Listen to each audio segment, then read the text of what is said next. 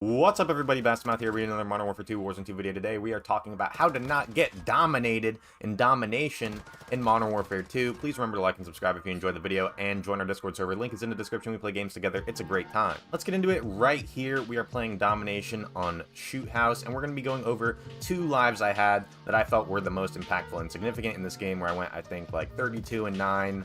I don't know how many captures and defends I got, but we're going to get into what I did to secure the objective win for the game mode. And this is the first life I'm showing right here. This is a life where I was playing very defensively on the B site. And the B flag is very important for many reasons. Obviously, it's in the middle of the map, and that's where, you know, most traffic has to go through to get to different places, as well as having good center control gives your team more options to do more things in the game. And so during this life, I kind of decided to use my time to defend the B bomb site in different ways. And as you'll see, I'm taking a lot of different angles here. I'm peeking in and out a lot, and that is kind of concepts I covered in my last video, peeking principles video. Be sure you check that out if you haven't already.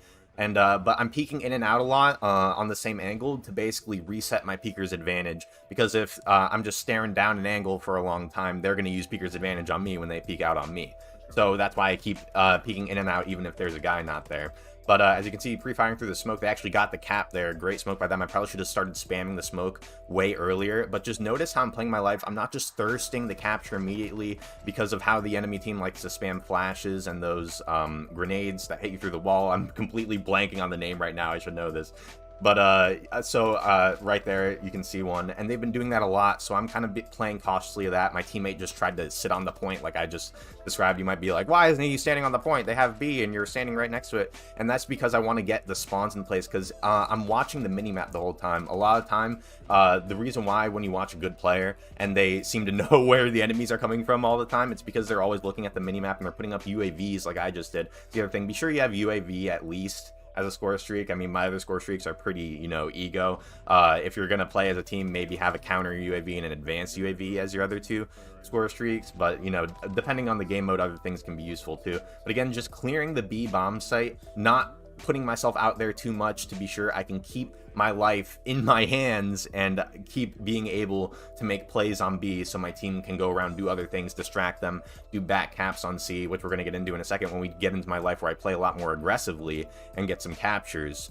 So this basically, what I'm doing here is allowing my team to have freedom, and eventually I get out of the position because I feel like the enemies kind of knew I was there and they were planning something. I got a little scared, so I get this kill here, and then I get caught up getting my scavs while I'm reloading, and I get shot and killed. But that is basically how I play defensively in Domination to get good objective plays and get more wins in Domination. So now we're going to my more aggressive life. As you'll see here, they've captured C, they're capturing B right now.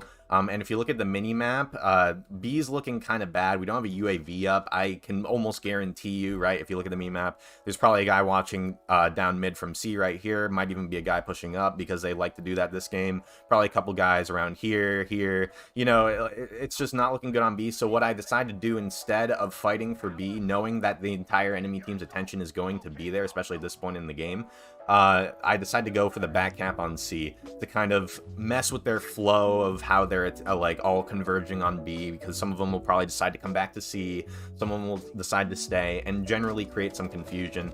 Get this kill, and again, because I'm looking at the minimap, I can see, oh, I have a teammate here, and 2 teammates behind me. So obviously the angle I'm going to watch while I'm capturing this point is going to be from right here, because if you see on the minimap, I don't have teammates right here. So that's the most likely way they would try to stop me from capturing C.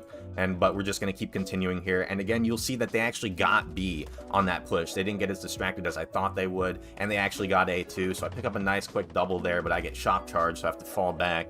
And now I'm going to have to make a play for B. So I kind of move in, check the angle, it's smoked off. I don't really want to push that because I don't really know what's in there, and they again have a couple guys using shotguns and stuff. So I decided to play a little safer. I get that kill on the first guy, kind of stole it, but then I get a nice, you know, kind of ankle snap there, and now I have my UAV, so I call that in for my teammate and for myself. So when I capture the point, right, again, I'll be looking at my mini-map to see where the enemies are coming from, so I have to do less reacting and more just shooting if my crosshair is already where they're going to be. And this guy surprised me with a shotgun, but again, look how I'm using my horizontal movement to make him miss. And again, check out my KD tips for stuff like that. Check out my KD tips video. But yeah, now I can just capture the B site, and on my radar up, I see there's a guy going up into the building here, C, so I'm probably going to have to turn around. Yep, I turn around and check just for a split second, but I know I have enough time to capture the point and get off of there, and I have just secured both C and B, but as you can see, they got C back, but I essentially was trading B for C because they had C and then they had basically B on a lock. I don't think I could have done much there to stop them from getting B. I mean, I could have, but I think what I did was overall less risk. We were already ahead, so I decided to go back, get C, so I know once they, you know, are done capturing B, if they don't decide to fall off it originally, then they'll be less inclined to keep pushing towards A and be like, oh man, we lost C while we were capturing this, we got to go back and get C. And that's kind of why I was able to get B so easily here. I mean, along with, you know, what was almost a triple kill. Anyway, I hope you guys enjoyed the video. Catch you guys in the next one.